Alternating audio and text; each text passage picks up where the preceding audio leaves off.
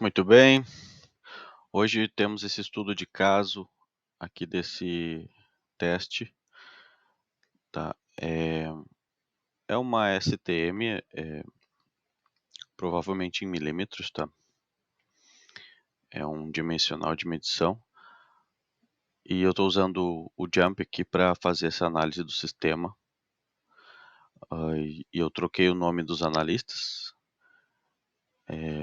para manter a confidencialidade. E cada coluna aqui, apesar de ter um nome diferente, né, significa o mesmo que os fatores básicos da variabilidade de qualquer sistema. Então, o analista é o mesmo que o operador. A repetição é o mesmo operador realizando o teste na mesma amostra, né, mais de uma vez. E a amostra é o mesmo que parte, que é o mesmo que peça, que é o resultado da manufatura, né, o produto em si que está sendo medido, que tem distintas posições aí, até 10 tipos nesse estudo. Nós temos 4 analistas, cada um executou 2 repetições em 10 peças ou amostras distintas, né.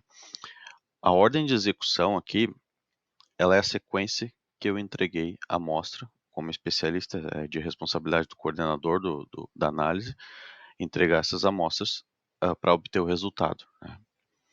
E agora a gente vai ver como que a gente realiza essa análise desse estudo de caso. Então vamos em Analyze,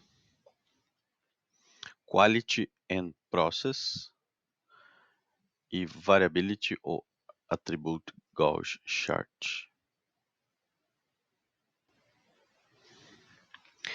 O que colocamos no Y, então? O Y é a nossa resposta do processo. Então, resultado, né,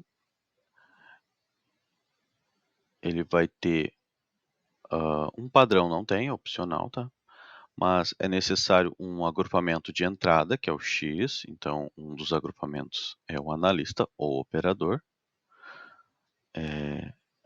E o Part Sample ID são as amostras diferentes, né? E o tipo de método, nós vamos em variabilidade. E o tipo de modelo, aí nós temos aqui vários tipos, nós podemos decidir depois, né, o que fazer. E damos um OK. Então, se vocês estão vendo minha tela, aqui nós temos alguns resultados, não é? Onde podemos enxergar cada operador, né, como analista, na linha do analista, e cada amostra de 1 a 10. E a sua repetição, né?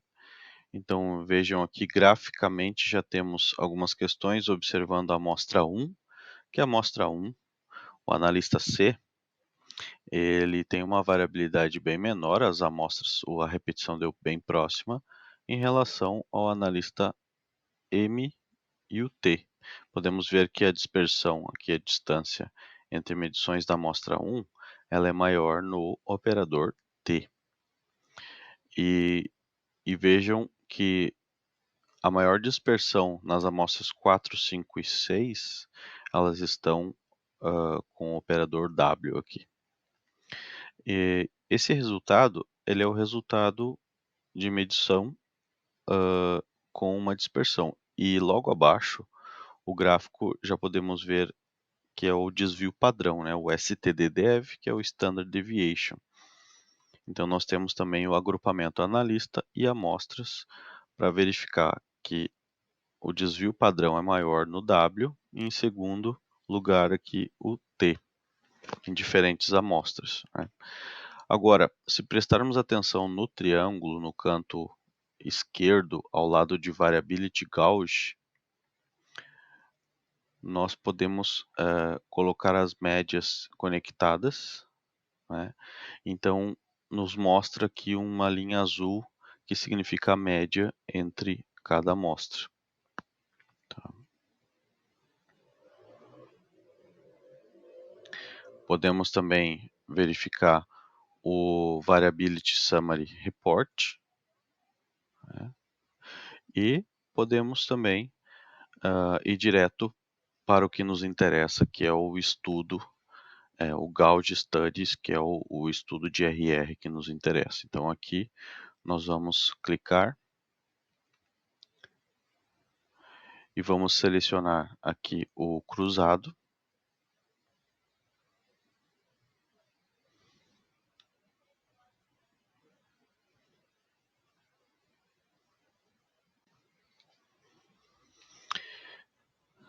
Então a tela que abre para configurar o Gauge Study, que é o RR, nós podemos tanto selecionar por intervalo de tolerância quanto por limite inferior e superior. Como eu sei em parte da especificação que utilizam esses produtos, eu vou colocar essa especificação aqui. Um mínimo de 5, um máximo de 7. E o multiplicador, para a gente ter um spread aqui, uma dispersão de 99,7%, colocar os multiplicadores em 6 vezes o sigma. Tá? E o de mais opcional deixa em branco e dá clica no OK.